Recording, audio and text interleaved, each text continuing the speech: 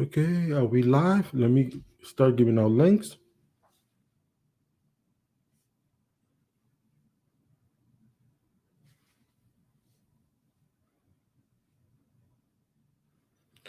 Okay, give me a second. I'm giving out links and we get started in a minute.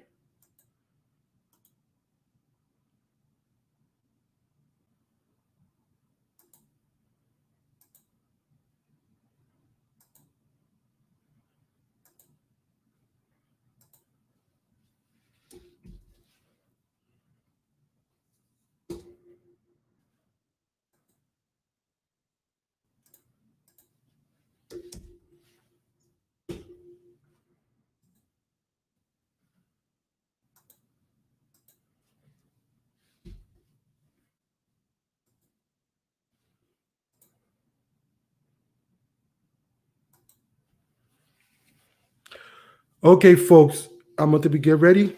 Let's get this started. Thanks for coming in. And here we go. Good morning, good afternoon, good evening. Welcome. This is Tech for Your Needs. Welcome, everybody. Today's live stream, we're getting ready. And as you see, the title is Tech for January. We're going to discuss all the tech that's coming out. And at the end, I'm going to leave like 10 minutes, at least 10 to 12 minutes of questions, and we can answer. Thanks, everybody, for coming in. So here's one of my guests coming in, Barry, Henry, Tech One, B Unboxing, and let's go. Let me bring my guest. Before I bring my guest, I want to make some housekeeping rules. We're gonna keep this professional. Anybody get out of hands is gonna just bye-bye. Okay, with that said, enjoy, relax. If you are part of the replay crew, just hit the replay crew and do all those things, like, comment, everything's appreciated. With that said, let's get started. Today is a good day. Yes, the background's still the same because I had it before I get started, a little failure trying to put that together, but it's not gonna stop me from producing. Let's go. Let me bring the guest.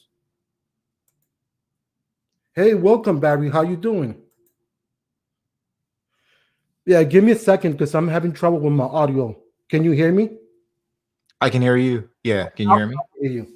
Okay. Yeah, good morning. Good Thanks for coming afternoon. in. Much appreciated for being part of today's crew. And today's topic, as you know, we're going to talk about what is coming up for the tech of January 21. So let me bring my next guest is Gabriel. And let me fix this. Hey, I know, yeah, that three. There Yeah, you yeah. go. What's Good up, seeing you guys. How Gabriel? you Hey. doing? Once Chilling, again, man. How are you doing? Good. congratulations on the winning team knockout. Yeah, Much appreciated. really good. Yeah. Hey, buenas noches, that's Spanish. Good night. Buenos dias, Eric. Michael Pepper. ¿Cómo has estado? Perfect Spanish. I give you that. Good pronunciation. I'm waiting for one more person to see if he's coming in. And with that said, let's start with Barry. Can you introduce yourself if you don't mind? Yeah, so I'm Barry Johnson. Been around YouTube for maybe a couple of 2 or 3 months. So recently started a programming channel. So you'll catch me from streams Monday through pretty much Friday. And then the floor is next guest, Gabriel. Well, how's it going, everybody? It's Gabriel T. Black, longtime lurker, recent content creator. Yeah. Yeah. But yeah, I mean, I'm mainly tech/Apple focused, just kind of testing out what niche kind of works for me. But I have a marketing and business background, so that's kind of where I float in that direction. Yeah, bear with me because I'm new to this program. I know I got the overlay covering my face, but I'm trying to get rid of that. Yeah. I don't know how to take rid of that. So give me a second to see if I could do it. I don't know.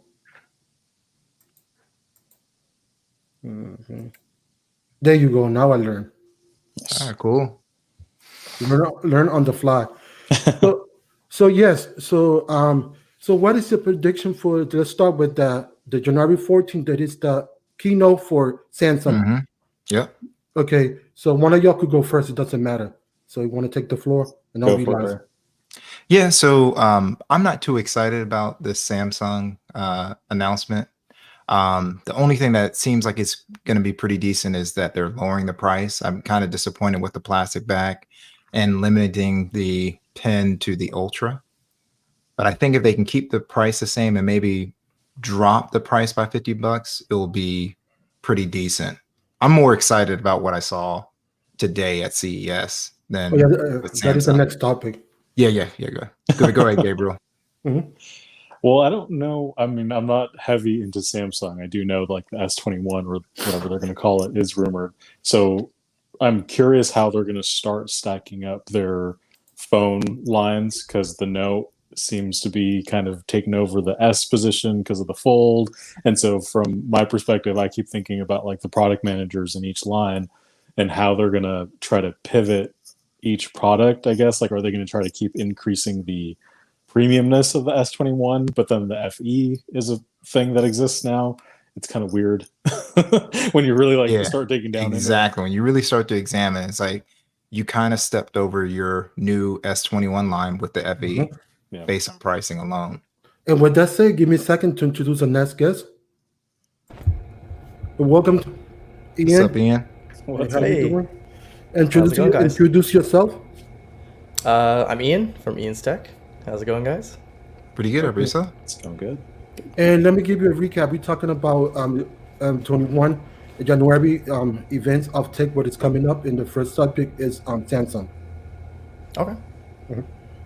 Go ahead, Gabriel. No, Gabriel already went. So Oh, you finished? Ian. Yeah. He was talking, so I interrupt him, so I didn't want to be rude. That's okay. Yeah. Okay, so go ahead, Ian. What you think about that event? Which one? The talking keynote about- coming up on Samsung on the 4th. Oh, Samsung's keynote. Well, I've only seen a couple of leaks, so I'm not really sure. I'm not really sure what to think. So are they just releasing the phones, or are they releasing other things? I'm not That's sure. what it seems like. I'm hoping that they release other things, but it seems like they're just releasing the phones. Okay. You know what I'm really curious about is if the event itself is going to be a bit of a flop, like the what event was it last year? Was Oh. it the Note event? That was just like, Oh, what yeah. are you doing? Yeah, it was like It would- I yeah. think they don't really care if it's a flop. I really think what they're trying to do is create some distance between the S line and the Fold, because the Fold is basically replacing the Note as far as their flagship. This is the best phone we have to offer. So I think they just want to bring it out in January. We just came out with the FE. Why are we bringing this out so early? Get it out there. It's going to be a dud unless they add some stuff, and then wait till the Fold comes out, the Fold 3. That's my opinion. So Yeah. Maybe they're hoping that this new design will kind of kick things off and make it a little bit, maybe it'll get some sales, but it's a little weird to not have a Note this year if they do decide not to do a Note. yes, I agree. What do you guys think? Sorry, I keep going back to like the marketing and the product line standpoint. What do you guys think about just the saturation of products? Because we're even talking about like the A032 line, or like the really inexpensive. So Samsung's really making a push for every single price point. Yeah, And I'm curious Go what you ahead. guys think. Oh, sorry. Me personally, I think it's too much. I would want to see maybe one or two at max A-line phones. Then you know what I'm saying, one or two at max, and you might have to make a conscious decision. We're just going to give this particular market to an LG or something else, and then have your S and then have your Fold. I just think there's way too many, and there's too many things where you can walk in and go, why is this $399? If it goes on sale, oh, I'm not going to buy this S line. So I agree. Yeah, but one thing I want to make a point on that, they got every market because they had to flood every market because not everybody got the same means. For example, emerging markets don't have the same capital as other markets. I totally agree. I just think they should focus almost like OnePlus. OnePlus has for years kind of, and Motorola flooded like India with lower end devices that they haven't brought over here. You see what I'm saying? I think that's how you have to attack it. It's like keep those devices somewhere else and then attack your Metro PCS stores, your T-Mobile stores, accordingly. And that's my opinion. I just think there's way too much opportunity to confuse your buyer. Yeah. Like What about- let's say a buyer The with an question is, FE and an S21. Yeah, like, you can't. the If FE you just give, came out. yeah, and like you're Right. saying, if you give too many choices, it kind of can if you turn off for a consumer because like you said, OnePlus and Apple and all them, they have just a couple of choices in different price points, and it kind of gives you a better perspective of what you're going to get versus having a bunch of A series phones, like you said. Yeah, traditionally the North American market in any industry, I'm talking like from cars to like home goods, you usually have the good, better, best model, right? And it's a Yeah. clear cut, like, little, mid, or low, mid, and high. But now it's like just so spread Especially out. Samsung, they're like A0, it's like y'all are killing us right now with all these phone choices. I just And wonder if in they're this seeing, question, I think this might be another thing because they had showed the speaker before, but it never came out. It could be a thing. Who knows? Oh yeah, it could be. Yeah, it could be. But how well realistically would a Bixby speaker do compared to Oh my god. compared to? Yeah, that's true. I mean, Yeah. let's set off all the Hey Bixby Yeah. phones right now. Yeah, and probably none around. So Yeah. and I agree with Michael Pepper here. Yeah, it's a bad week to do. And didn't they do it in February last year? For they did. That's when they normally do. Is February. Yeah, so that's strange why they would move it up to January. Yeah. Probably because of the sales. Maybe they're trying to prolong. Okay, if we get it earlier, then we could sell more months. Probably. That's my thinking. Yeah. I don't know. I just personally think they 32. don't care. No. And then on top of this, the 32 devices that he just mentioned, how many of those are being updated? How many of those will get Android 11? Exactly. How many of those will get security updates? So you have a bunch of devices, you have a bunch of choices, but when it comes down to software updates or longevity of the device, You're going to have way too many teams that have to control that because now with Qualcomm, Google negotiating with Qualcomm on behalf of all Android manufacturers to take it from 3 to 4 years of updates from Qualcomm. Yep. Now that puts pressure. If you have 32 devices, you're not going to be able to keep up with that. I'm sorry. But on top of that, it's not just Qualcomm; it's Exynos processors. They have their own. Oh yeah, that's right. They have their own processors. Yeah. So yeah, that there's no way that's going to happen. Well, that's the interesting argument, right? We can argue that like every year, for example, Apple comes out with a planned obsolescence device, but then you have on the other end of the spectrum, it's like Samsung innovates and has this like radical new design, but on the same token, it's like you're creating disposable products from the get-go. There's no longevity there. Exactly. Yeah, good point. And also, it's true what you were saying about the Exynos processor because then they got two different models into different stuff too. It's not easy. Coming from a technical person that I am, that I study admin administration, I mean, the infrastructure and to update is not easy, all those, because they are different software, different, 2.5 UI, 3.0. So. Oh yeah, on top of the Android software, then they have their own UI. Their own little garbage. And I'm sorry, I just think it's garb. It's better than TouchWiz from what I. Yes, understand. it is better than TouchWiz. Yeah, I'll give you that. Yeah, that's true.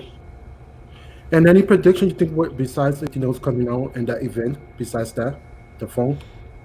I'm hoping I'm wrong. I just don't see them introducing anything else. Me neither. I don't. I mean, I'm thinking it, and the rumors haven't point to nothing else. So therefore, it's just in the limbo. Yeah. Yeah. And then CES. I mean, they just released a bunch of stuff today. The robots and UV sanitizers and TVs and all the other stuff. So. And the thing about it, why couldn't they just have a special event for the phones there? I mean, it's not like CES is one day. They could just be exactly. It's on CES 1, 2, and this is the whole day is our phones. But if you see the pattern, every company is doing their own event by themselves. They send it away from CES, so I don't know why. So we could talk about CES, the next subject. So what you think about that? It's CES. Yeah. It's a little strange this year because I mean, their website's a little confusing. I got into it and I was able to look at all the stuff that they have, the exhibits and everything, but it's definitely not the same. But you can definitely see some trends. So you see trends with TVs with mini LED displays. You see trends with a bunch of UV sanitizing devices and robots and stuff. Yes, tons of those. Oh my god, that was like insane how much that I saw of that. Yeah. Of course, their phones. What else? Robots. I just can't get over the robots. And then the rolling displays. the rolling Yes. displays and the Yes. folding displays. So that I think is going to be a big thing. But then again, like we saw a lot of that last year too, but not a lot of that actually came to fruition as devices that we saw in real life. Other than, we saw the Galaxy Z Fold 2, we saw the Z Flip. What else do we see? I can't remember the name of the other one. But yeah. Oh, the Razer. Royale Flex Pi. Yeah, That's Razer, the one. yeah, That's the one. Razer. Yeah, the Royale Flex Pi. Yeah. Mhm. So I wonder if we're going to actually get any of these out in the real world this year. You know what's interesting about the LG Rollable is that last year I don't think we were ready for it. I think we needed the year of like, hey, the Z Fold or the Flip. We needed to get people with actual use and hands-on experience to say, do we like this design? Do we not? Right. How do we feel about the crease? But the Rollable is, I guess, easier to grasp now that people have a sense of what the UI and the experience would be like of having the phone like literally expand in your hands. Yeah, Mhm. exactly. Yeah. And I think the kinda- great. Go ahead. I was going to say, I think the great thing is too is we've seen the phones where they have the camera that pops up or comes out of the housing. So TCL showed one of their concepts where it rolls up. So it made me think that's a good thing because they have the gearing and everything where they can get a camera to do that, and then if it drops, it'll retract into itself to protect itself from being Yes, damaged. exactly. Yeah. So it's possible that they get a folding phone or a rolling phone like that to it would have a drop protection where it would drop, it would retract back into itself, and then it would not break. So it's good to see that they might have some of that in there. Slight tangent, but you mentioned two things that got me excited. It's TCL and the display TCL. technologies. And there's this one tablet I can't recall the name of. I was reading on The Verge. It's that like e-ink.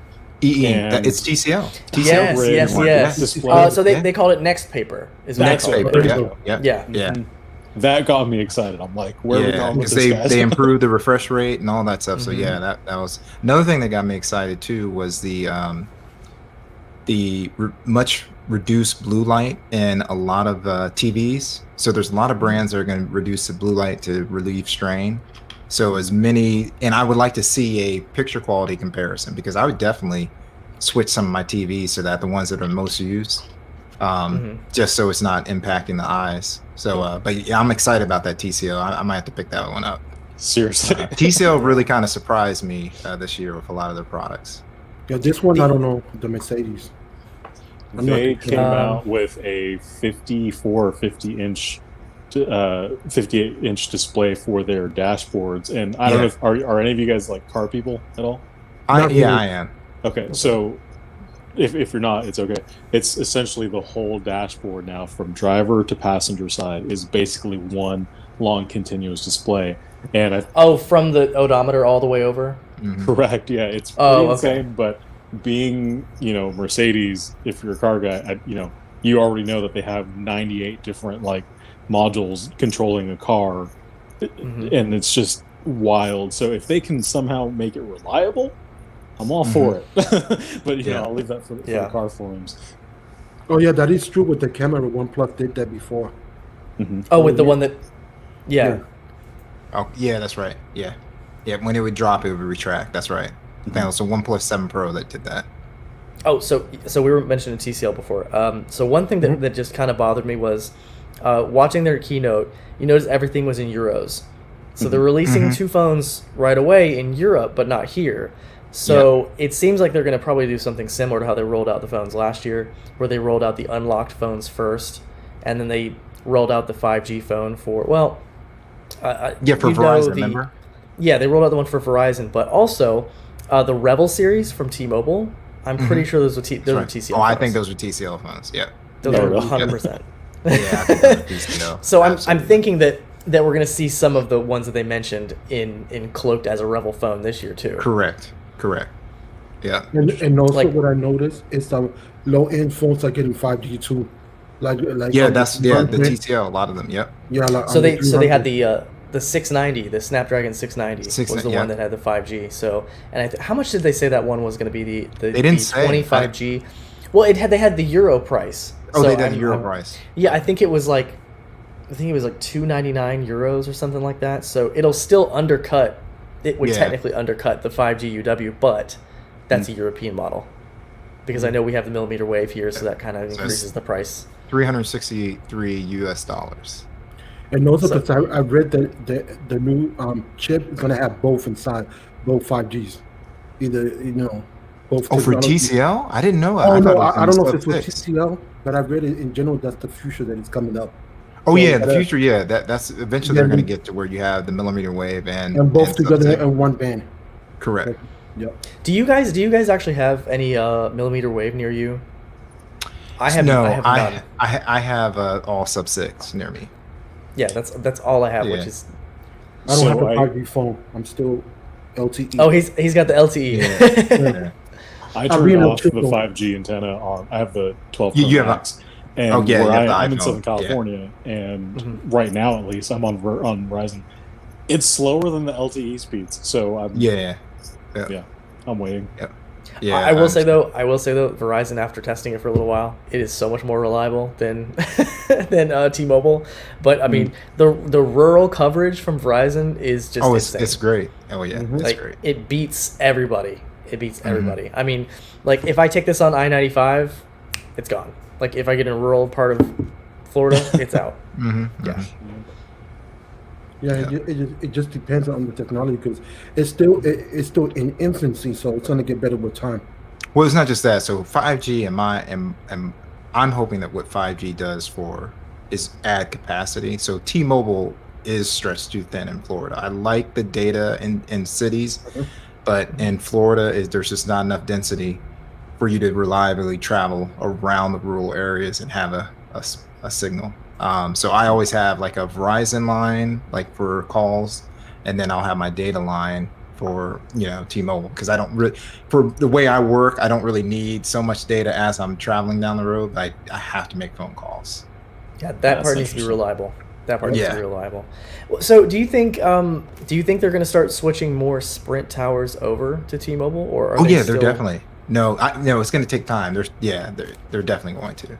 Yeah, so Yeah, it that's takes the time. whole push. You get realistically, T-Mobile, the only reason why they wanted to get them was to take over the towers so spoiler alert, I actually work in the industry, so I sell test equipment to like the Motorola's of the world, the Verizons and T-Mobile. So that was the big push by T-Mobile, was to acquire access to those base stations and access to their spectrum.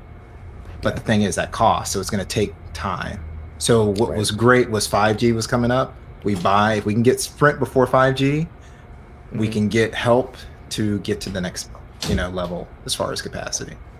So the way I use my phones, like since I do support, so I'm a support engineer. So when I travel, I have to have calls. I always have to get in touch, but I just need fast speed where I'm at the location.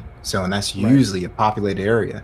So I have my T-Mobile line that is just flying as soon as it gets into, But like if I was the opposite, where I could care less about calls and I needed data, I couldn't do it. So like my son, he needs data, so I have him on Verizon. So That's fascinating. yeah. What about this question? Oh yeah. So I have my son. Actually, I just took him from Verizon proper to Visible. So he's not on eSIM. So they are planning on doing eSIM. So that's coming, and it will start with iPhone first, and then it will roll to Android. I'll be the outlier here and maybe ask the dumb question, but what is the radical benefit of switching to eSIM? Is it just saving space in the phone itself? No. So what it is so over here in the States, carriers, for lack of a better way of saying it, don't want you to have mixed carriers, because they know if you can have mixed carriers. So if you're willing to take two phones like me, I can have my phone I use for calls, all my business calls. It's $14 a month. And then I have a $21 unlimited T-Mobile plan, whereas most people are paying $90. So that's the reason why you see a lot of phones, like you see Xiaomi or most phones that come over for overseas, they have this big dual SIM tray, because they can pick a data carrier and they can pick a call carrier. Here we eliminate that. And that's the reason why a lot of the phones like Samsung and all that stuff, they mysteriously show up with just one SIM card. So when Apple pushed the envelope, because Apple's allowed to do anything, if they did dual SIM, the carriers will back off. So they said, we're just going to implement eSIM. So now what you could do is what I have set up for, like my wife, she has a $14 a month Spectrum plan, unlimited calls, and then she has Mint Mobile on eSIM. So that's her data carrier, and that one's like $15 a month because she never uses data. So her plan is $30. She can go wherever she wants and never have to worry. So that's the power of eSIM. Okay. Now the iPhone in other countries has dual SIM, right? I think in other countries it does, but not here. Okay. Yeah, it's eSIM over here. Yep. Now you could always do, it's just a pain. You could always do, I forget the name of the company, but have this little ribbon cable outside your phone and it doesn't always work. Oh, You could always do that with, but no, that's a pain. Jiggle it out and then you're like, you have no SIM. Right. So does it have like more of a better? I mean, do you get a better data connection or something, or a better connection with calls? So the way if you it can use work, eSIM? so basically what happens, you have a primary and a secondary SIM. So there's multiple ways you can set up SIM. You can do dual active, where both radios are active at the same time, or you can have what's called dual standby. So one call could be one SIM could be dedicated to calls and texts, and the other could be dedicated to data. What Apple did was they went better. So let's say, for instance, if you're on a call and you are in an area where you need to call data, you can actually use some of that data on the call and do a Wi-Fi call. So let's say, for instance, you always wanted to have, you need Verizon in, right? But you go to this one spot where you need to make a call and Verizon doesn't have coverage, but your other AT&T line or whatever has it. It can actually pull data right then and there while you're on a call and do a Wi-Fi call. So there's a lot of possibilities. Yeah. Wow, So I've never heard of that. I always that's really a lot of people don't know this, but I work, so for a company, so I know about eSIM and all that stuff and how important it is and how much money people can save by going that way, as instead of just going, oh, I'm going to get an $80 line from Verizon. I'm gonna need to like hear more about this because that's where I'm at right now. Yeah, I need to further research that because that's interesting. Yeah, I pay for 2 lines and 2 phones $180 a month. So. Oh yeah, and I would literally just doing that, and I was like, man, once the pandemic came, and it wasn't that I needed to, I was just like, I was thinking around, I'm like, man, I'm not using the data that I was using before. Do I really need to be spending? And that's when I was like, I changed things around. Start saying hi to people. Oh yeah, sorry about that. GG. GG. So yeah, that's a good point because you could save a lot of money. But for me, since T-Mobile is giving out free SIM, like not free SIM, but giving out free plans, so I got 2 free plans with them. Oh yeah. So yeah, and that's the thing. That's one thing I think people. So I know engineers that are been around for 20 something years, and they might be single or what have you, and they're on family plans with people in their group. Because T-Mobile's always like, if you stay with T-Mobile, it's usually always a good deal because they're always giving out maybe once or twice a year a free line that you can get as an existing customer, and that start to add up. I know people with like 5 extra lines that are completely free, and they can be like, hey, well, give me $10 a month or something, and they lower their phone bill. Yeah, that's true because I supposed to have 3, but I got 2 because I denied 1. If I would have been smart, I should have said yes. Yeah, every time I would say yes because it's not costing you anything. And they can be canceled, right? They can always be canceled, right? Oh yeah, you can always be canceled. Yeah. Yeah, but can I explain something with that? If you got T-Mobile, if you change the plan, you might lose that offer. So you got to stay in the same. You do. plan. Yeah, you have to say that. Yeah, you have to say with that plan. But most of their plans are decent. You see what I'm saying? So what I did, I took the 2 SIM and I was smart. I gave it to my niece and nephew because they were college students, so they didn't have a lot of money. So I said, wait a minute, I'm not giving it to somebody that got money and is working can afford it. That's not fair. So I decided to do the uncle, loving thing and give it to the people that most need it. That's good. That's nice of you.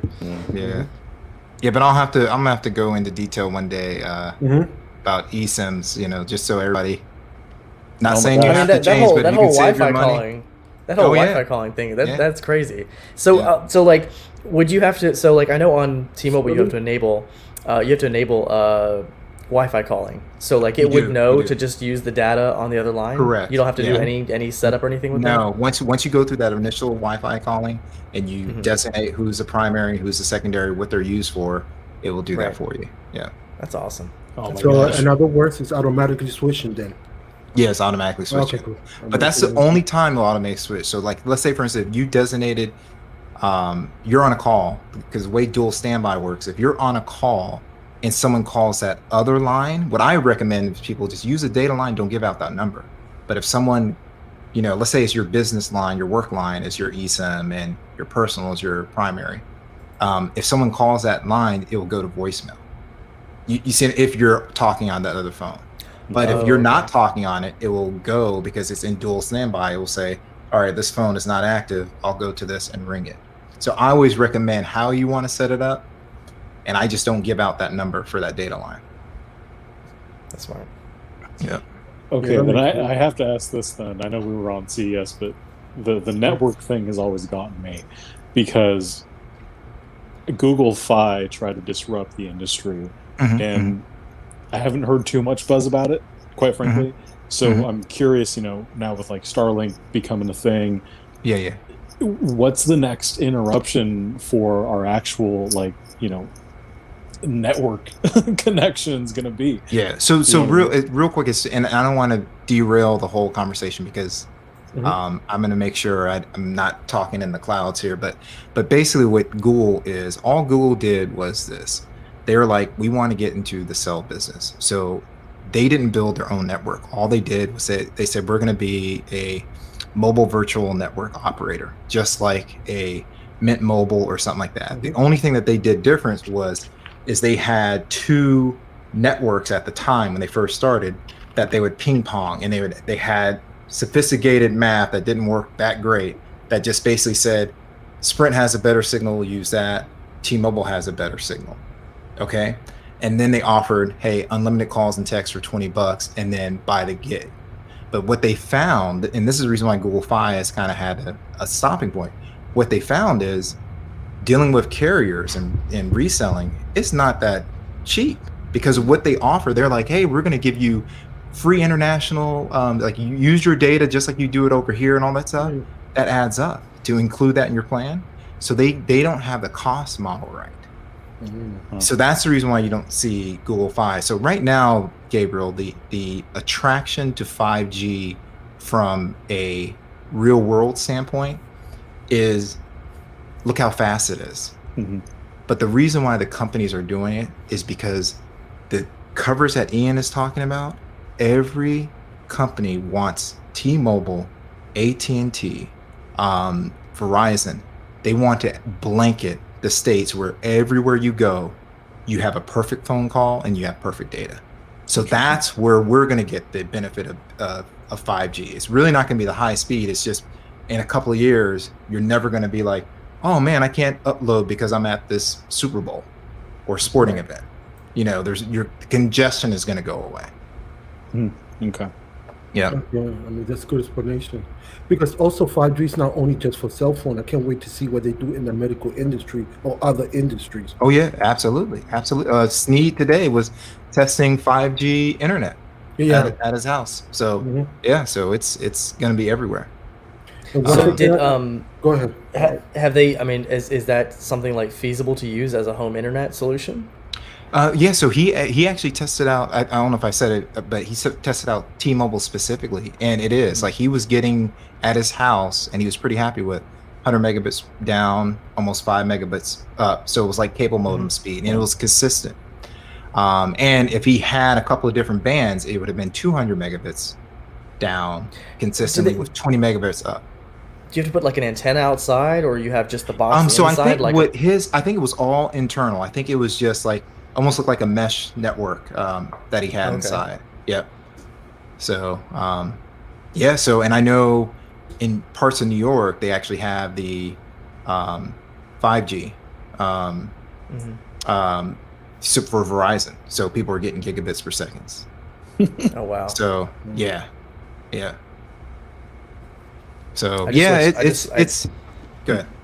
I was gonna say I just switched to fiber, so that's Oh yeah, so blowing my mind. you're yeah, exactly. going from Exactly. Comcast to AT&T fiber has been kind of like blows my mind. The upload speeds. I mean, I had a video I uploaded the other day that was 4 gigs when I exported it, uploaded it in 4 minutes. Oh, That wow. blew my mind. Yeah, because I went from 12 megabits per second up to 300, so Mm-hmm. it made a huge difference. That's a huge Yeah, difference. and before we continue, I want to say thank you for everybody coming. If you're part of the replay crew, don't forget to hit like, comment, subscribe to everybody on the panel, and thanks for coming. I appreciate it. Let's continue. So yeah, I wonder because I mean I want to see the other side of the 5G to see how they improve our life, not just with the cell phone industry. I want to see the medical, the car industry, everything. It's gonna be Yeah, vital. it's going to be everywhere, like just Internet of Thing devices, like small devices that are just reporting information back, will be on a 5G network, and we can do that because we've added capacity. Right now, the challenge with 4G is bogging the network down, but so it's pretty exciting. That's where I'm excited. Let me see this comment. Oh, really? Oh yeah. I mean, Yeah, go ahead. I remember when he was telling us about the service issues he had, so it's good that he actually has service now. Yes. I know. Yeah. Yeah, but that people, they play some companies are better than others. But what I told people is give it time. It's gonna improve. I mean, people, oh, this 5G company is not good. This is better. I'm like, that's all suggestions. Excuse my language, but that's BS because they're working on getting better. So, it's all about timing. I think people, we get caught up in the now and we forget the history. Like I remember teaching classes at, let's say Sprint, when they were looking at WiMAX, and WiMAX didn't take off. And they invested all this money in WiMAX, and WiMAX was a solid thing. It was just everybody else was like, well, it looks like LTE is a little bit better, and they went LTE, and next thing you know, Sprint never recovered after that. Nope. So I think people miss that, and it's easy to say, oh, this company is trash. It's like, no, they were trying to help their customers. They just spent a lot of money on a dead or a dying tech, and got caught without being able to spend more money.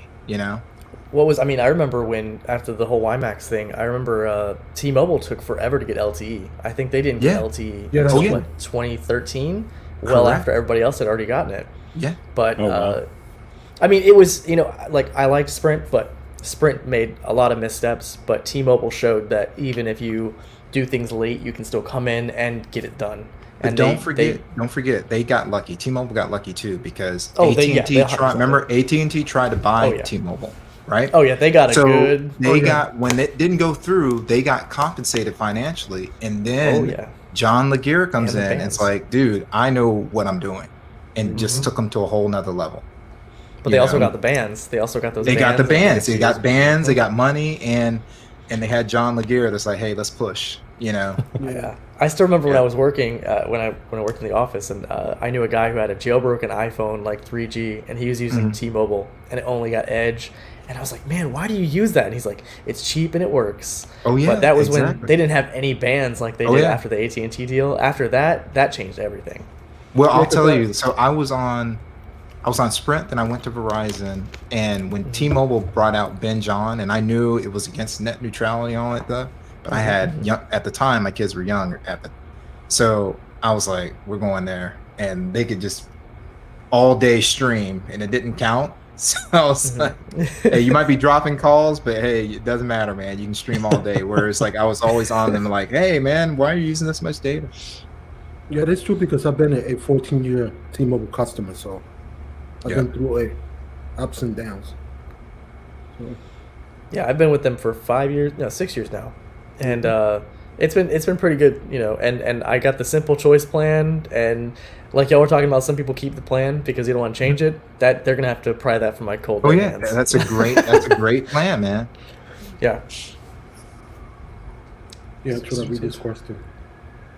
I must be the only one that's still on Verizon, man. I'm still on Verizon. I don't know.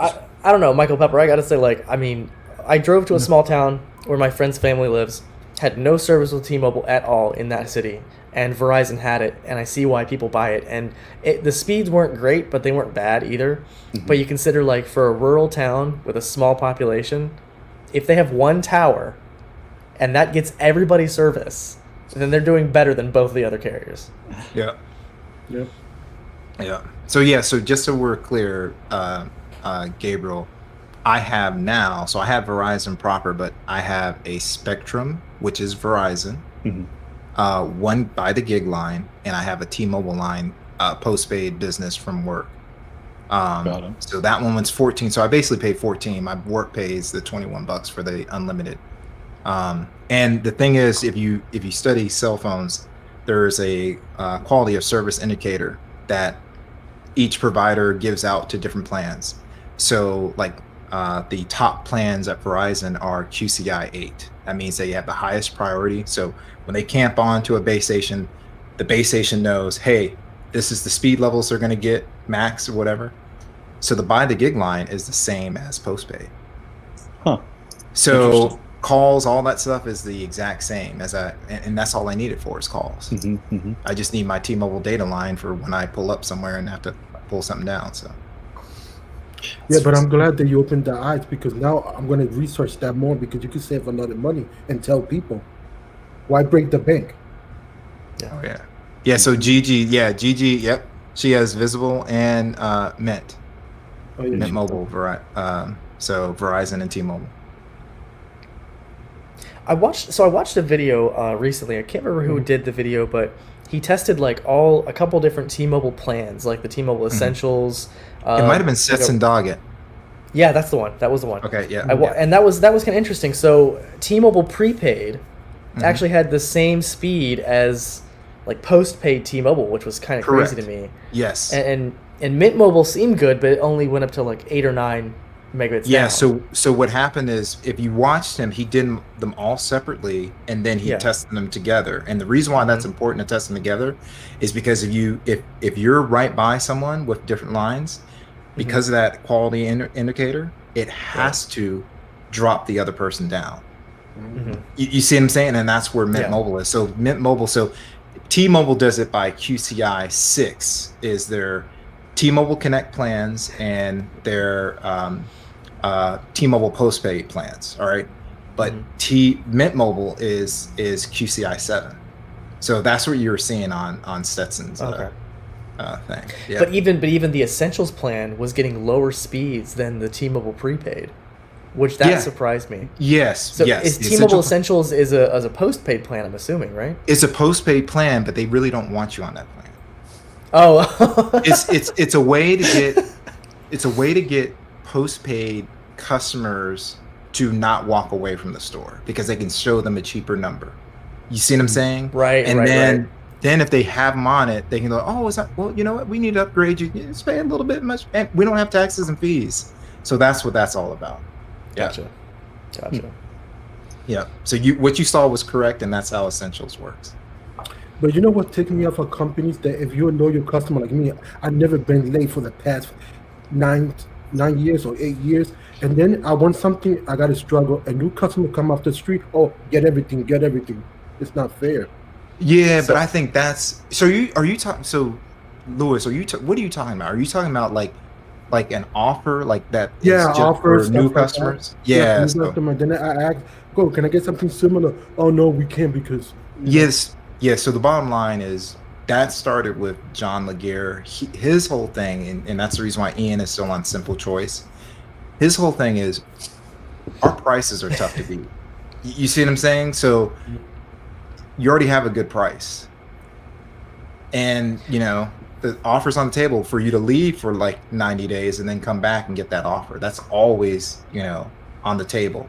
And one of the things that stopped people from saying stuff like that is when he started doing the free line, because he was giving it to new customers. And so you might not get a deal on an iPhone, like, hey, everybody get an iPhone if you switch, but you'll still get that free line. So yeah, I think what he's talking about too, like, I just had this situation with Comcast, and that's the reason I switched to AT&T for internet and TV.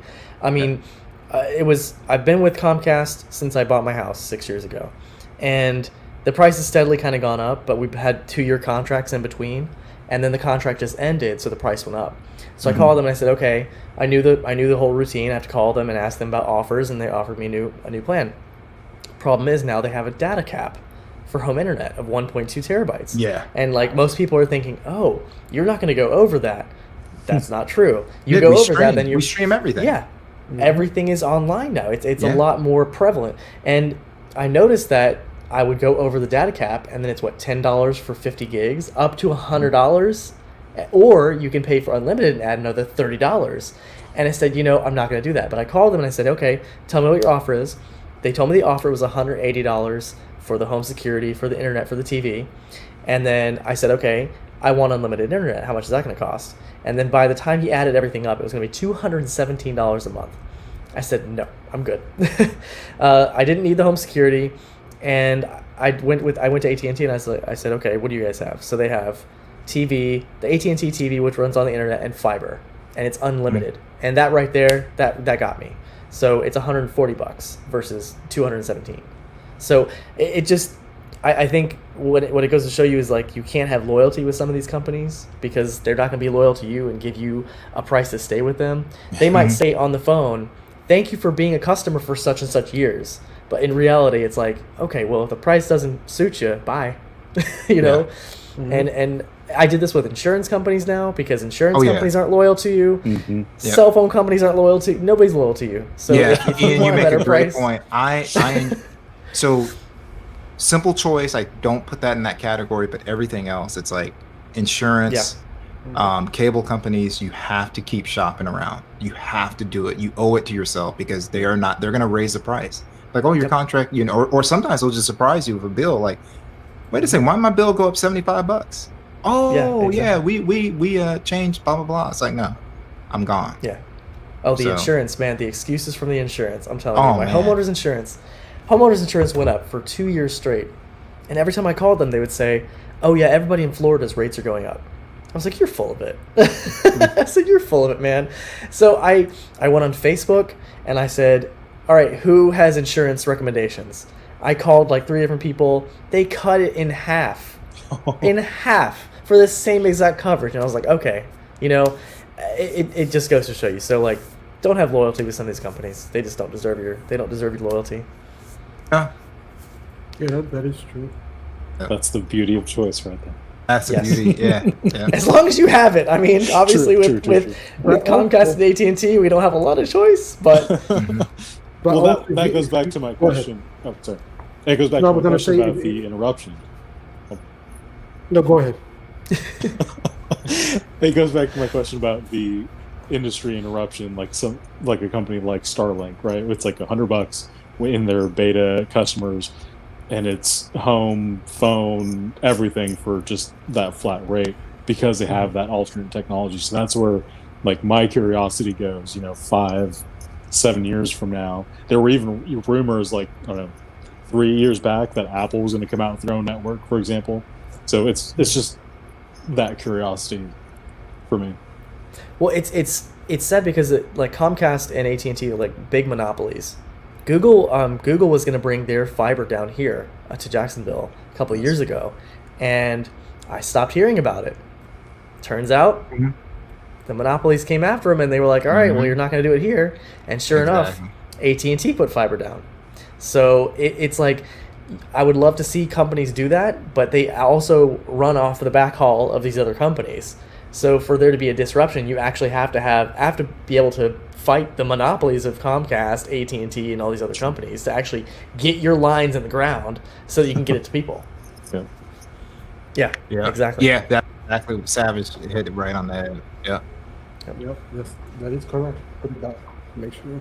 And they got the lobbyists, they got the politicians in their pocket. Absolutely. And that's the thing that people don't understand. They really don't do a deep dive. Like one of the reasons why I was not on Verizon and was because if you look up ALEC is the American Legislative Executive Council. It's an organization that writes bills for politicians. So they're basically a big lobbying group. I remember And that. all they have to do is sign their name. The bill is already pre-done, and they get busted Little all the time. template. Yeah, they It's get just busted with a template. Exactly. So it's like, oh, this was on this That's what website. Did you not? Oh yeah. And Verizon was one of the big users of that, and they started to change and get back. Once they broke away from that, that control, they started to get better at these situations. Then unlimited came back.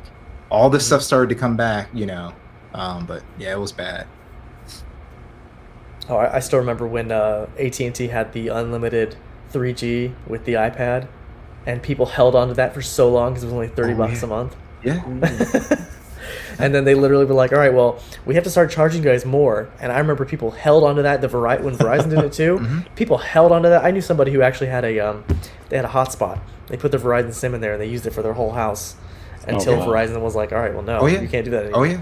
And you think about it, if you look at the terms that Verizon set up with a lot of those devices, you should not have an issue. So like even some of the rural connections, like people that needed rural, like just landline phones, Verizon went in there. It's like, okay, I can't get a landline phone. We'll offer you the cell phone, because at the time it made money for them. Well, once they had to go to the next wave and bring on 4G and leave 3G behind, it was going to cost them too much money to upgrade. So they found a way to kick those people off their plans, and it was really illegal how they did it. They had signed an agreement, but it was just, we're paying too much money. We're not going to honor our contract. To you. Yeah. Yeah, but I remember back in the day, you're like, wait, I can't talk to you because it's after 7 o'clock. Oh my god. Oh my god. That used to kill me. I love that. Oh man. That was the only way. That was the only time I would talk on the phone. Wait until same here. Same. Sprint was. I was Sprint on was Sprint 7, at the right? time. I was so jealous people with Sprint because I had AT&T, so it was after 9. So nights and weekends. But that's still 7 o'clock was still tough, man. It's like, man. See, kids these days don't know. They don't know about this. Spoiled. We had to fight for the minutes. We had to fight for the minutes, and then we had to fight for the text messages, and then we had to fight for the data.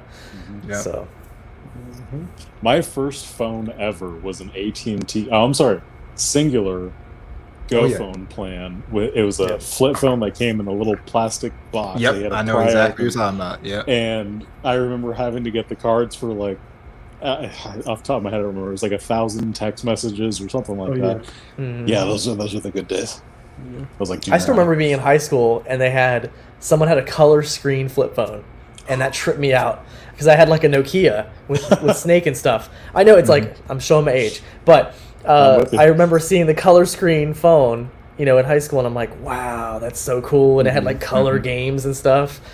Yeah, No, and I remember I'm showing my age. I had my first phone was the Nokia 1033 or 3310, whatever. That was my first phone. I forget what my first phone was. I can't, but yeah, it was old. Yeah, And mine then was- Guess what? It was a Sprint Sanya. Oh, I had that. The first camera. You had the first camera. I had that. I Yeah, remember I had a that. little Sanya.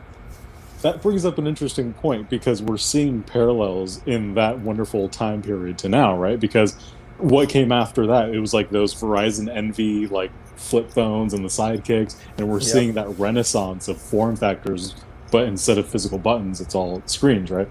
Mhm. So it's kind of like, okay, what can we take from that? Are we gonna get like an LG chocolate again? LG's already Yeah. trying it with the wing. Yeah. Clamshell. Yeah. Oh yeah, yep. I think that's why the LG Wing was like so cool to me, was because it just kind of brought that nostalgia back, where you're getting like these weird designs, and that's why I was kind of like excited about stuff, because I mean, yeah, like these are great, but they get boring after a while, and then you see like new designs, and it just kind of makes it cool. That's kind of my speculation. To bring it back to Samsung, I think that's why they want to put more distance between. They understand that the Fold, it might be too pricey for everybody, but it's not boring. You see what I'm saying? Yeah. It's not just a slab phone, so they just want to give it its own showcase. And those phones are going to be like put in movies and stuff like that, and they're going to be more. I still remember the Mariah Carey video where she had the razor. I'm okay, exactly. Like these things are going to get out there, and they're going to be some of them might not be great, but if they have a weird design and they're like striking enough, they're going to be in media and it's going to get out there. I mean, they had a movie trailer I saw for, I don't remember what it was called, but it was some apocalyptic movie where they were talking about COVID-23 or something like that, and they and they had the LG Wing advertised on the banner in there. So It's definitely going to get out there. But you know, Yeah. actually, the Fold is missing the pen. Have the pen integrated, it would be a killer phone for me. I would have bought it with the Oh yeah, the fold. Okay, yeah, yeah, with the integrated pen. I think Was they're it- going to they might do that this year, but I think they it's, are. Yeah, It's just it'll be interesting how they implement it, because I mean the screen is, you're going from a glass screen to a plastic screen and it's soft, so it's I mean it's still nice, but it feels like you could just stick your fingernail in the wrong place and it's gonna and it would mess it up. I got Yeah, you. but I think I got an idea. You remember those back in the day? You had the big ass pencil that was rubber. So maybe they could do something like that, like a stylus like that. Mm-hmm. Yeah, they could probably do that. But people are gonna complain because it's not premium. But it's the only way they could do it. Well, they could do. I mean, well, they talk about this Glastic, where it's kind of like a hybrid of. That's yeah. what they put in the Z Flip and stuff. They call it the Glastic or whatever. So it's a mixture of glass and plastic. But I mean, if they can get it to harden enough that it would work with a pen, but also still fold properly, then it would work fine. But I mean, the other thing that's missing is dust and water resistance, and it kind of makes you curious what's the longevity on these devices out in the wild. Even the rollables that are coming out. Yeah, so yeah. Mm-hmm. Well, that's the thing about the Duo, right? Like you have sealed screens, so that actually makes more sense from a pen input point of view. Yeah. Right, and the only thing that's open on that is just the hinge itself. But the Z Fold 2 had a very impressive hinge with the little, what do they call it? The little spinning thing in there that kind of got the dust out. Yeah. That they took from the vacuum cleaners. I can't remember what they called it, but But I know what you're that talking was- about. Yeah, but it's basically self-cleaning. Yeah. yeah. Oh, Wacom. Okay, Yeah. You see? Oh yeah, you could that do would be that too. interesting. Yeah, the Wacom, like the Wacom tablets. Okay, Mhm. that's kind of interesting. And what's your But thing? yeah, Go ahead. I was just gonna say, and you're talking about the pen and everything, and it kind of goes back to why are they getting rid of the Note? People love the pen. People love the stylus. I don't know. The only thing I can think of is they want the Fold to be their flagship, and eventually they think they're going to be able to use the pen there. Yeah, that's what I'm saying. And maybe the Ultra, this is a stopgap. We'll give it a pen, and if we can't do the pen with the Fold the right way this year, the next year we can. Because it just seems like for a long time, Samsung has said, the Note is our flagship, and then, guess what? All we're doing is taking our S line, reducing some of the battery, stuffing the pen in there. It's basically the same block diagram as the same. They're not really making a new phone, and you can't do that with the Note. But then again, if they take the Note line away, I feel like that's Yeah. gonna hurt. That's gonna hurt them too, because I mean, there are people that are holding on to older Notes because they love them that much. Yes, I agree. mean, I agree. I think it's like the Note 9. I've seen the Note 9. Apparently, people love that one so much they are keeping them until they come out with something that's better. Because and the way they did the one last year with the Note 20 and the Note 20 Ultra, where the Note 20 was that should not have existed. That was I know. Yeah, that's and I yeah. Like to me, they're the S21 and S21 Plus seem to be on paper FE 2s, yeah. So it's And I mean, that. and the FE was a good. That was really It was a good. good because it was a low price, but you got plastic back and all that stuff. Yeah, But you got flagship the- specs. You got Flash Express, and it seems like they really want to give you Flash Express without giving you the FE price, but have it in the FE body. So that's the thing that it's kind of throwing me off by the S21.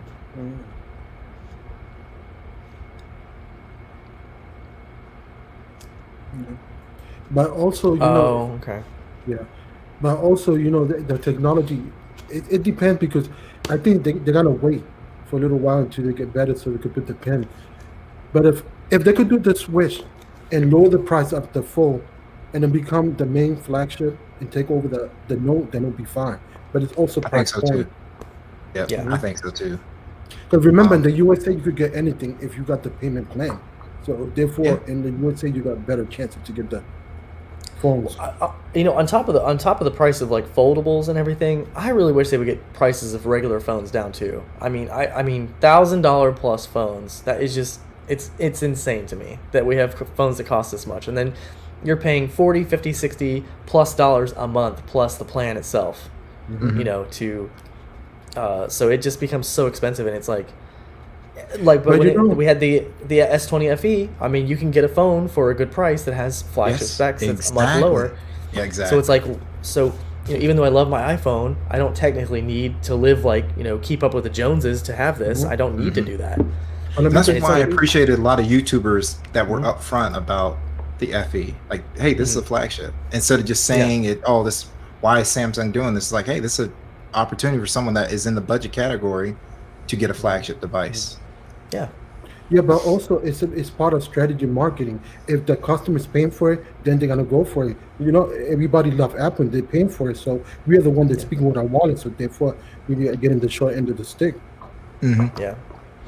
I mean, one good thing about Apple though is the support is long. So I mean, you can get 5 or 6 years of updates with them, and I've noticed that people still buy like the iPhone 10R from 3 years ago now. Oh yeah. And then the 10R and the 11, and they're still good phones. So I mean, they run for a while.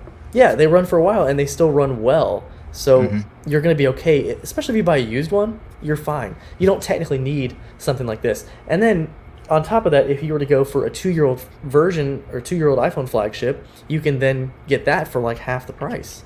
Absolutely. So there's ways to get flagships without spending the $1,000+ Exactly. Exactly. Yeah. Yeah, you give me a good idea. I think that's one of the subjects that I'm gonna do a series on how to ball on a budget. Ball on a budget. Ball on a budget. That's what I feel you.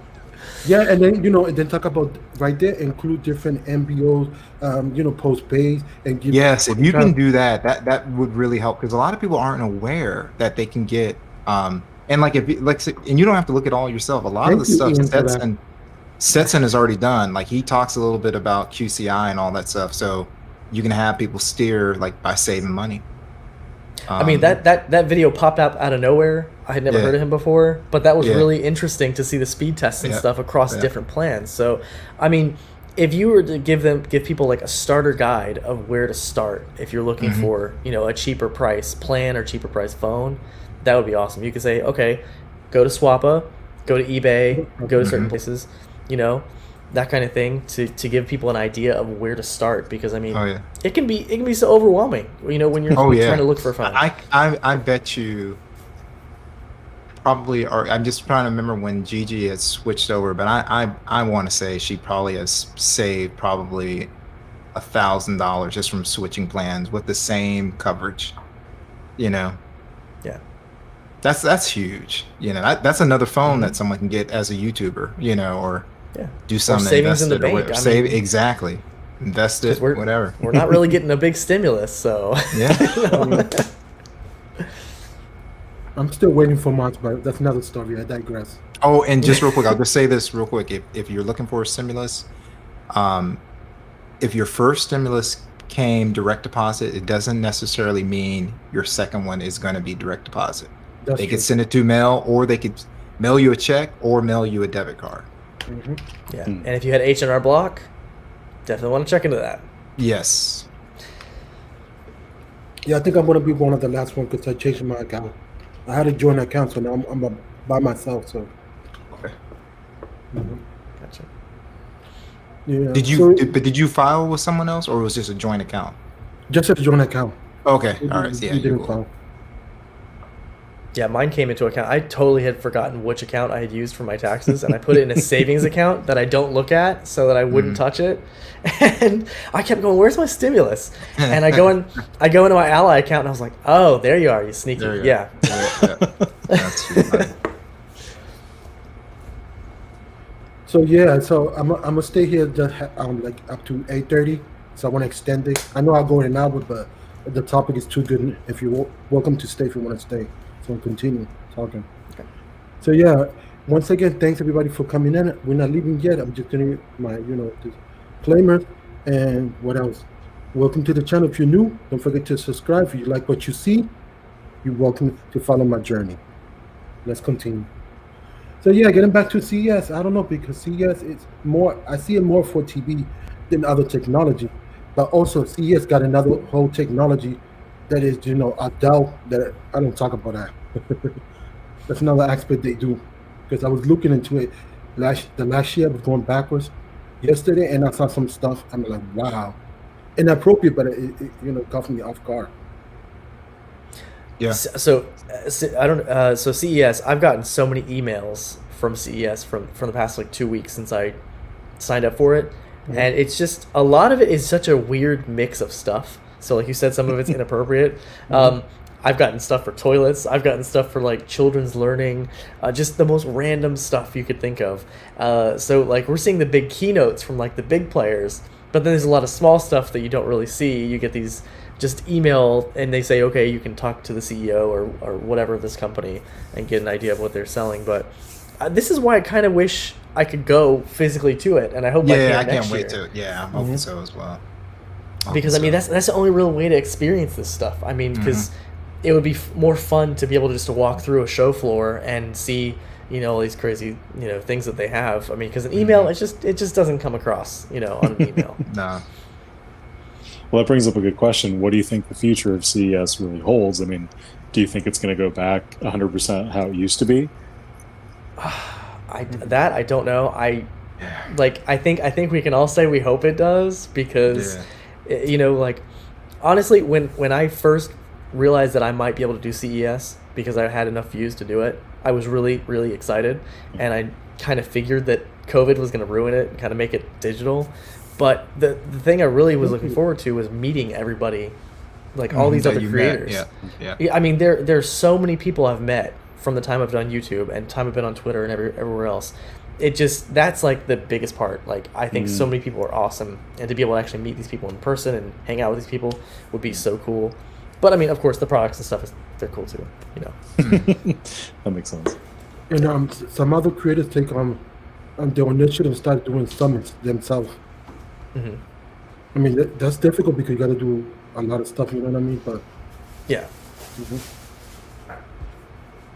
So one of these days we get to hang out, meet each other when it's safe to do so. Yeah. Yeah, because that's what I told people. Like for example, my channel, I like to inform the average consumer, for the buyer to make everything easier so they can learn. I try to make it from not really kindergarten, but from A to D, so they can understand the process. Make it try to easier, and clarify and pronounce things to the right correct my ability. If I make a mistake, I'm gonna go back and also correct my mistakes. Yeah. Because why am I talk to a person about gigabytes if they already know about that? You see what I'm coming from? If you're already in that and you know enough, then why I'm gonna continue that? I'd rather teach people and help them, moms, dads, uncles, and stuff like that. Yeah. So getting back to the subject, it's a lot of stuff in CES, but I've seen that multiple stuff don't come out. They just product showcase in case they come out. Yeah. And I think it's similar to other CESs where they kind of just show these things off, that kind of proof of concept kind of thing, and then eventually some of the stuff comes out. Something will stick. Yeah. Something will come out, but some of the stuff won't. And this happened too. I mean, you literally could wait, a little while after, and the whole announcement will be on there, or you'll have, other news sites come out and they'll do like this event in 9 minutes. Just Engadget, The Verge, they all do the same thing. They do the recap. So, yeah, I like that because that's easier to make it simplify the process that you can understand. Easier to digest too, rather than a 30-40 minute presentation. You just get 10 minutes, so much easier that way. Well, and that's the thing, right? That sounds like the concern. That's why I'm curious what you guys think about future CES and IFA and all the tech events, because look at last year, all the major announcements were virtual, right? And I wonder if internally the companies are saying, okay, the cost benefit here is going to orient us in hey, let's do everything virtual. Can we get more direct feedback?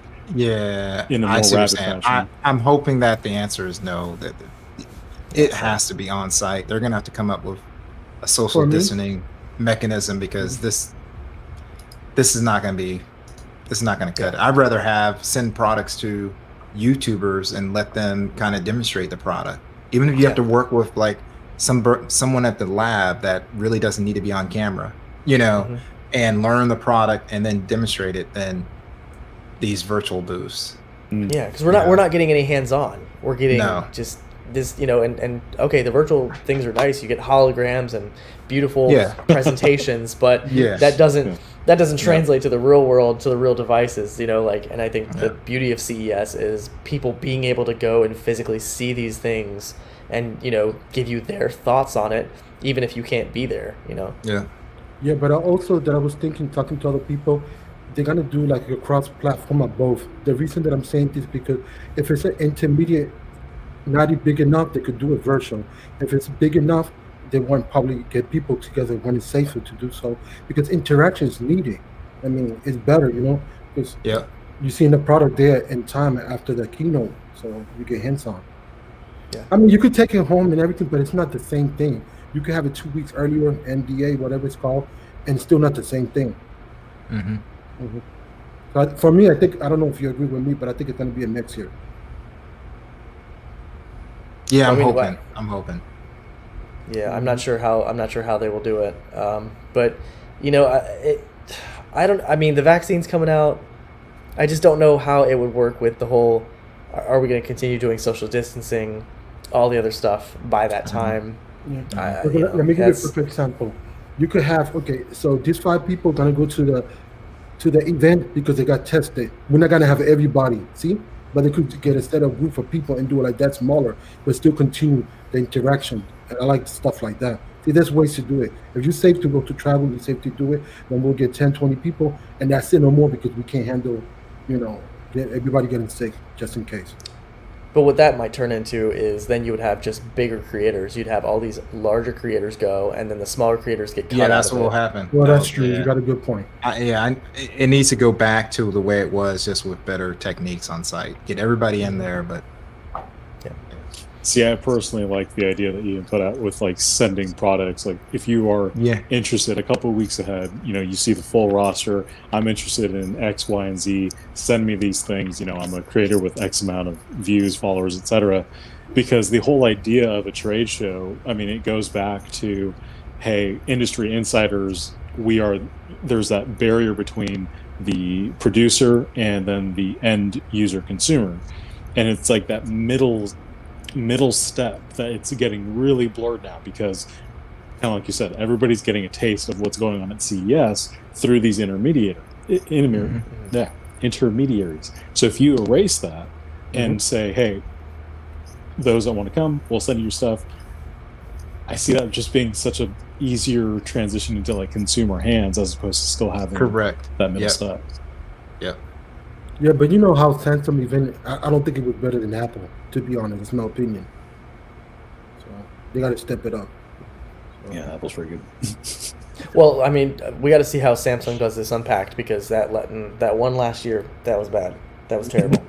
Yeah, I agree. That was very terrible. Even the one from CES today. I don't know. I watched the guy talking about the TVs, and he's like, and we go on the terrace and we watch some football. And the way he said it was just, so bad. Yeah. Well, y'all made a good point that everybody is a personality on camera. They're forced to do it because they got no choice. Yeah. So, yeah. And I wonder how the automobile industry is going to take off more into driving cars and stuff like that, because that's another thing that's coming popular more and more. You know what I mean? Supposedly the Apple Car is supposed to come and all that. Yeah, it was interesting to see how they handled car reviews with COVID too. Like YouTubers, initially they weren't. Initially, what they would do is have them like come to a location and they'd get to see it, and they'd have to sanitize it and all the other stuff. But I think they're kind of getting back to where they used to, give the person a car for 2 days, have them, do their thing and then return it. And then return it back, yeah. Is that a good deal? I'm not sure I can put it back. Actually, I don't know. A guy. Oh yeah, it's true. Where to get this? They gotta make sure. Because I know, $1,000 is high for a TV, but I know OLED is worth a lot. But I'm just curious if that's a good deal for what that model is. Yeah, I don't know how much that costs. That's the only thing. I'll get an OLED one day, but it's not going to be today. The 77-inch is normally $3,800. Oh, wow! But you also got to take into consideration the condition of the product. Yeah, it does. And how many hours it's been used and all that. Yeah. How old is it? I think it came out in January 2020. Oh, okay. So it's not that old. Actually, speaking of Yeah. OLEDs, I saw the announcement was the LG 32-inch Ultrafine. monitor. Ultrafine, thank Yeah, you. yeah. That Mhm. looks like an interesting little product. Might have to. I replace don't know it. why I missed that. I was scrolling through like the little 9-minute recap and everything, and I missed that. But yeah, OLED. I mean, OLED displays are so nice. It would be really nice to actually. That's probably going to be very expensive. That's going to be a very expensive monitor. That's why I'm so excited for not mini LED. I think mini LED is kind of like a half step, but micro LED. Yeah, my That Mhm. I'm looking forward to. Yeah. So Well, so what's the difference between the mini LED and micro LED? Just essentially the size of the LED itself. I believe, if I'm not mistaken, micro LED is an LED backlighting individual RGB pixels, where like mini LED is just like right now it's the full panel, or like on the sides. Mini is just like a lot smaller zones, but there's still a couple inches. Oh, okay. You know? Okay. Mhm. Those will probably be pricey, but they'll be less pricey. I think LG did announce some of those, and they called it QNED instead of QLED. Oh, yeah. What OLED? I can't remember what These they, names. or was that Samsung? I can't. You know what? Samsung does QLED, but I don't know. Yeah, I think that might be the one that I'm thinking about. Yeah, because they do the Q. Yeah. I don't know. Look, I have a 2-year-old TCL TV that I bought for $350. So I'm not one to Yeah. talk about TVs, probably. Yeah. No, I'm the one that I can't talk about TV. I don't use TV at all. If I told you the year that I bought my TV is 2008, I really don't watch TV because I feel like it's a Yeah. waste of time for me. I'm the type of person that I'm always learning. I'm always reading. I'm always and trying to learn, on my craft better. I don't know. People be like, why are you like that? I wasted time on TV and that's just me. But it's all I got it. Samuel, I think it's Samuel. No, Vasio, whatever it's called. Start with a V. Vizio. Oh, Vizio, that's Vizio. what I got. 2008, and it's a thick Okay. boy. Yeah. But I don't care. I just put it. Since I moved over here, I think I used that 4 times. Wow. So I don't use TV. I'm always reading, trying to learn and better myself. Mhm. Yeah. Mhm. What about this one? Oh wow! To sell it for. Oh, I don't think 100 is. So it turns on and works. I don't think 100 is too much to ask. No, Yeah. no. Yeah. That's the only thing that sucks about them is they're fragile. Yeah. Like they're Yep. like we had CRTs with glass and you could throw Mhm. stuff at it and Oh. it wouldn't break. With Mhm. static on Yeah. the screen. Yeah. Yeah. Yeah. You literally had to dump it on the floor for it to break. Yeah. The only thing it was just troublesome antenna. You had to use a hanger. Oh, Oh, I made a video a while ago because there was something I found out you could use a paper clip to get free channels on. You just take the paper clip, unfold it, and put it in your coax, and you Yeah, can get that's a couple channels. I made a video on that, and it got demonetized on YouTube. Oh, And wow. I don't know why. I don't know Wow. why. It was against their community guidelines or something. I was like, I'm literally just telling them a little hack. Like, you just put the thing in there, and you get a couple channels, and that was it. You know. I'm like, So if no, you don't we want to people go buy an buy antenna, Exactly. yeah. Yeah, I mean, it's just dumb stuff. So, Lewis, are you going to do a studio tour when you get the divider? Well, I got the divider. I know you got the divider, but when you get I'm mad. You know why? Yeah. Let me tell you what happened. I did the whole thing. I put it together, but the only thing is the curtain is not long enough. They give me the wrong one, so now I got to get the right. So you got it together. It's just it's not long enough. Yeah, the current everything worked perfectly. I got it 500% correct. I'm not a handy person, I'm not out in the toolman, but I got it working. But I was mad because the current wouldn't fit. It was too short. Unless I Okay. did something wrong. Okay. Yeah, I think it'd be cool to have a nice little tour and all that stuff. Yeah, that's what I'm doing. That'll be the next video once I put it together. But so my friend told me that don't call them, just buy other curtains that match more better, and go around and shop. So that probably will be taken care next month. Yeah. Mm-hmm.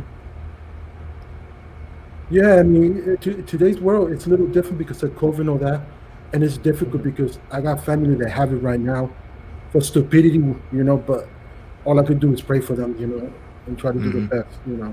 Yeah. Um, Yeah, Yeah. my dad got it in December, so he got over it. But I mean, it's gone around. I mean, lately these past couple months, it's been like wildfire. It's just Yeah, exactly. terrible. And you're in Florida, so we're pretty much Yes. wide open. So it's like anything goes in this state. Mhm. So Well, Mhm. we're the complete opposite. I mean, I'm in Anaheim, so right Yeah. near Disneyland, and this is like ground zero, LA, Orange County. And the sad reality is more and more people. A couple months back, you didn't know anybody who like knew somebody. You know what I mean? But now it's like, okay, mhm. I've lost people. Friends and Mhm. family. It's like, oh, Yeah. it's real, and we're locked down, but people are still. Yeah, we got 7 minutes. We can talk about anything. The floor's open. Take questions, whatever. It's fine with me. So, anybody got a subject? You could go ahead. hey, the only thing I was gonna say is just what are you guys excited about coming out this year? Is it something that you're adding to your YouTube setup or something that you've heard about or doesn't have to be CES, but Well, I don't know because I'm waiting because I already got 50% safe for the Mac M1. But my friend told me, wait, you could get better when they upgrade. By the time they upgrade, you have more money. So that's what I'm looking for. Yeah, I would definitely wait. I mean, these are just the first ones, and they're in, the older style, housings and everything. So the laptops Mhm. are no different. The Mac Mini's no different. So you're gonna get something that's totally new and unique with whatever processor they come out with next. Mhm. So yeah, I would definitely wait. And that, hopefully, stimulus help with that too. Yeah, exactly. Yeah, I'm actually excited for this. Is a weird one, but the iPad Mini redesign. yes, I just I want- am. yeah. Yeah. Yeah. You know what I want to see though? I want to see them bring Touch ID to the iPhone. Bring it back. Bring Touch Oh. ID back. Yeah. That was and- one of the things that Qualcomm, I think today they announced. Oh yeah, the new second generation sensor. of the in-screen. Yeah, Mhm. yeah. And so, yeah, to your point, I thought about that. So I that don't might care come about in the the end S21. screen. I would like them to bring it back to the fingerprint. I mean the power button and have the power button work the way it used to on Apple. I hate the double pressing. Like you have to press the power button and you have to press. Yes. That's Mhm. ridiculous. It's like they need to get rid of that. I don't know. Well, it's they just gotta. I know they want to simplify things, and it sucks that they do that. And then we're gonna go portless probably too. Yeah, I- exactly. I- We know that. Yeah. I mean, I don't know how they're going to do that, but that's going to be really what was interesting to me is I use my phone in my car with CarPlay. How is that going to work if you have to plug it in? How are you going to get that to work? Are you going to have a MagSafe adapter that goes to USB that somehow, Or like, Bluetooth. how is that? Bluetooth Yeah, how is that connection. going to work? Yeah. Maybe Bluetooth connection. Who knows? Well, I Yeah, mean, but if you you're have a forced to wire use in your Bluetooth. car, Yeah. if you're forced you have to use a Bluetooth. wire. Yeah, yeah. exactly. But if you want to use CarPlay, you have to use a wire, Mhm. for older cars. So, yeah, it's going to be. But there it goes. Apple making more money. They'll sell you a Bluetooth connectivity for your old car. Solving it yourself. Well, they probably wouldn't make it. They'd probably make someone else make it. Pioneer Yeah. or Sony or somebody will make it. Well, here's the thing. So Mhm. my favorite piece, one of my favorite pieces of stuff is an Anchor 3.5 to Bluetooth adapter. Why? Because I'm a car nut and I have a 2006 F40 BMW 3 Series, and I love that thing because it's a very unique engine, and I love it, but it doesn't have a screen, and all I have is an aux cord. So for like those that are still stuck in the past, I wonder if there's going to be some sort of a push to innovate, or is it just going to be like, hey, just get a new car? It's like, I don't want to. You know what? I think people, if you love your car, you shouldn't have to. There should be solutions to that. Like if you want to keep the original OEM system in there, they should have something for that, so you can actually still use it. I mean, there's no question. You shouldn't have to get rid of the car because of new technology. Right. That's what Yeah, but technology it's going too advanced. Sometimes it scares me how fast it's going because we're thinking of making they're human people already. So robotics. Did you guys see the Boston Dynamics robots dancing? That was nice. Yeah. That was nice. and then from there, I saw a video that was a couple years old where they had one of them running faster than a cheetah. And I was like, okay, all right, let's hold up. That's a little scary. Okay, it was running like it was like 28 miles an hour. Okay, well, I can't run that fast, so iRobot. yeah, right. Well, it reminded me of that Black Mirror episode. If anybody watches that show, that's a little that dystopian future where they have robots chasing us and stuff. Yeah. One thing I'm definitely purchasing this year will probably be one of the new MacBooks that has the new processor in it. I have a 16-inch now. If you've ever watched me on my stream, I complain about this computer all the time because I have a 2019 16-inch. Okay, it's fast, it's great. Battery on it is terrible. So in the hour and a half we've been talking, I am now down to 14%. When I had a 15-inch 2017 that would last me like 5-6 hours on a charge. It was really good. This one is just awful on battery. So great computer, terrible on battery, and the fan's really loud. So I'm ready to get something different. Well, I mean, I want to say thanks everybody for coming in. I appreciate it. Thanks for the chat, the comments, and everything. With that said, I'll see you all in the next time. Same channel. Peace. Much love.